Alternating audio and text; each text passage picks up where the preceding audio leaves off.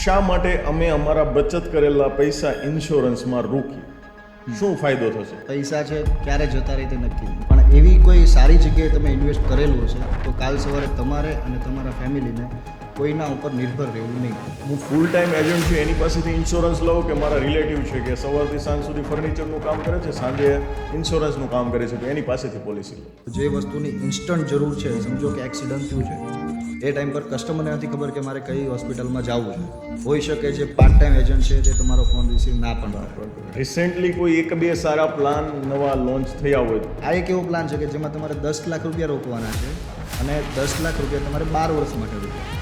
તમારી પાસે પોલિસી જે લોકો લે છે, બરાબર છે, એને ખાસ શું બેનિફિટ્સ મળે છે? તમારી ખાસ યુએસપી કહી શકાય તો એ શું? ઓલ ઓવર જે આ દુનિયામાં જે કાંઈ થવાનું છે ને, બધું જે પ્લાનમાં આપણે સિક્યુરિટી આપીએ. એક જ પ્લાન. એક પરિવાર માટે મિનિમમ કેટલું કવર હોવું જોઈએ તમારા હિસાબે?